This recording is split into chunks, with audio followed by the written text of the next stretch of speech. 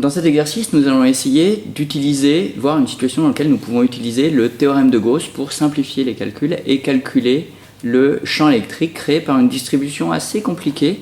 Alors, toujours pas très compliquée, mais assez compliquée, qui est la suivante, qui serait une charge uniformément distribuée sur une sphère. Il faut imaginer une balle de ping-pong, donc d'épaisseur très fine, qui serait chargée avec un certain nombre de charges. Et on va supposer qu'on connaît la densité de charge que possède cette balle de ping-pong. On va dire que cette densité est sigma est égale à E sur 4 pi A carré, avec A, le rayon de cette sphère. Ce que l'on aimerait faire, c'est calculer le champ qui serait créé en un point M quelconque de l'espace, qu'il soit à l'intérieur ou à l'extérieur de cette sphère. Et pour ça, on va utiliser le théorème de Gauss, puisqu'il simplifie beaucoup les calculs. Je vous rappelle qu'on pourrait le faire brutalement en disant que le champ qui est créé au point M, c'est la somme des champs infinitésimaux créés par chacun des points de la sphère. Si vous faites ça, mathématiquement, c'est difficile. Alors on va le faire avec le théorème de Gauss. On va suivre les étapes qui sont expliquées dans le point important du cours, qui s'appelle utilisation du théorème de Gauss. Le premier point est de choisir un système de coordonnées adapté. Ici, la distribution de charge étant sphérique, le système de coordonnées le plus adapté, c'est le système de coordonnées sphériques. Alors, quelques petits points, là j'ai un dessin à côté qui vous rappelle qu'en coordonnées sphériques, on repère un point par 3 coordonnées, r, θ et φ, sur 3 vecteurs de base, qui sont les vecteurs UR, Uθ, ça c'est Uφ, Uφ et Uθ. Voilà, donc ça veut dire que le champ électrique est un vecteur qui aura 3 composantes, a priori, ER sur UR, qui dépendra de R, θ et φ sur UR, plus Eθ, qui dépendra de R, θ et φ sur Uθ, plus Eφ, qui dépendra a priori de R, θ et φ, Uφ. Voilà, on a a priori une expression très compliquée du champ électrique. Quel est le point 2 ? Le point 2 du point important. On doit identifier les invariances de la distribution de charge et cela va nous permettre de supprimer des dépendances. Alors, on voit que la distribution de charge est une sphère, c'est-à-dire que si θ varie, c'est-à-dire si on tourne la sphère sur elle-même, ou bien si φ varie, si on tourne dans une autre direction la sphère, on reste sur le même objet finalement, puisqu'il est à symétrie totalement sphérique. Donc cela signifie que le champ E ne peut pas dépendre de ces variables, θ et φ.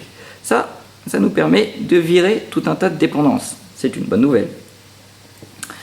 Ensuite, le point 3. Le point 3 nous demande d'identifier les plans de symétrie de la distribution. C'est-à-dire qu'on prend le point M et on regarde quels plans de symétrie passant par M sont plans de symétrie de la distribution. Et on voit que on pourrait imaginer qu'ici ce sera le point M. On voit que si on prend les plans de symétrie, alors ça on va les noter.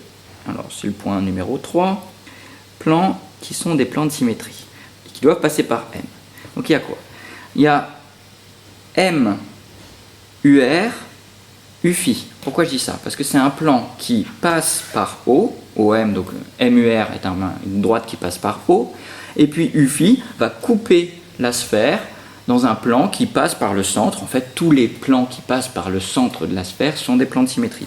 Donc M, UR, UφI est plan de symétrie. De même, M, UR, Uθ est plan de symétrie. En fait, tous les plans qui possèdent M et UR sont plans de symétrie. Donc ça, c'est des plans de symétrie, et ça signifie que le champ électrique doit être inclus dans ces plans. Il n'y a pas 36 directions qui sont à la fois dans M, UR et UφI et M, UR et Uθ. En fait, c'est la direction déterminée par UR. Donc ça veut dire que le champ électrique est dirigé selon UR. Et ça signifie donc que les composantes Eθ et Eφ sont nulles. Eθ égale 0 et E phi est égal à 0. Voilà qui donc simplifie grandement la situation, puisqu'on en revient à dire que le champ est uniquement situé dépend uniquement de R et est situé dans la direction UR, c'est ce qu'on appelle un champ radial.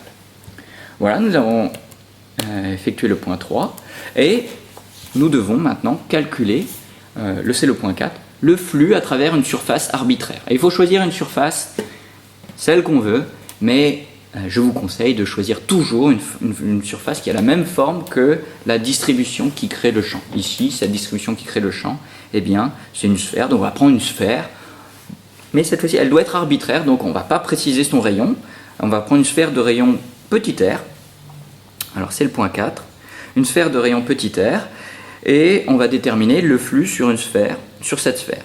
Flux sur une sphère de rayon r quelconque. Alors, qu'est-ce que c'est? Eh bien, c'est la double intégrale de E scalaire ds. Alors ici, on voit que le vecteur unitaire ds, il va être normal à la surface, et normal à la surface sur une sphère, eh bien, c'est dirigé selon UR, et donc ce sera tout simplement E de R UR scalaire ds UR, et il reste E de R, alors ici, est une constante, puisque lorsqu'on se déplace sur une sphère, on est à distance fixe du centre, donc la distance ne varie pas, et donc E peut être sorti de l'intégrale. U scalaire UR, c'est très bien, ça fait 1, et il reste la double intégrale de ds sur la sphère, et donc en fait c'est la surface totale de la sphère. Une surface totale de la sphère, ici c'est 4pi que multiplie R au carré.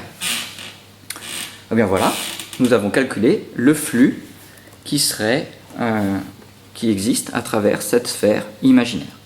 Enfin, nous en arrivons au dernier point, qui est le point 6. Alors, on détermine la charge contenue à l'intérieur de cette surface. Non, ce n'est pas le dernier point. Il faut déterminer la charge contenue à l'intérieur de cette surface. Elle a deux situations. Soit la sphère imaginaire est plus petite que la sphère réelle. À ce moment-là, la charge qui est contenue à l'intérieur de la sphère imaginaire, ben c'est nul. Il n'y a rien à l'intérieur de cette charge. Alors, si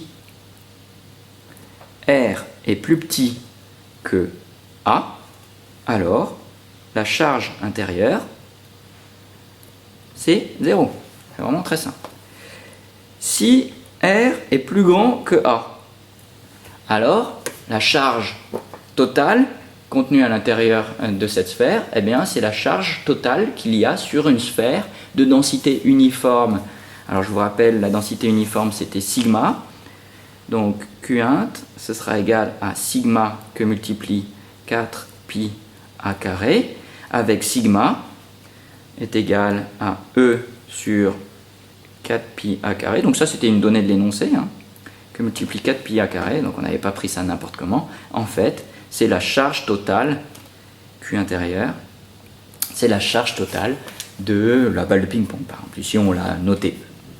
Voilà, on a deux cas. Et enfin, tout à la fin, on peut appliquer le théorème de Gauss. Que dit le théorème de Gauss? Il dit que le flux sur une surface imaginaire est égal à la charge située à l'intérieur de cette surface divisée par epsilon 0. Donc ça, c'est le théorème de Gauss.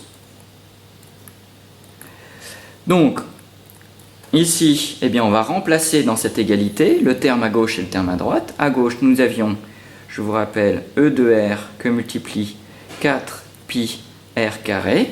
Et à droite, eh bien, je vous rappelle, nous avons deux situations. Si R est inférieur à A, ce sera égal à 0 sur epsilon 0. Et si R est plus grand que A, ce sera E sur epsilon 0. Finalement, ce que nous avons comme résultat, c'est que le champ électrique vaut deux possibilités, 0 si R est inférieur à A, et puis E sur 4pi epsilon 0 R carré si R est plus grand que A. Ben voilà, nous avons déterminé le champ en n'importe quel point de l'espace créé par une sphère uniformément chargée en surface.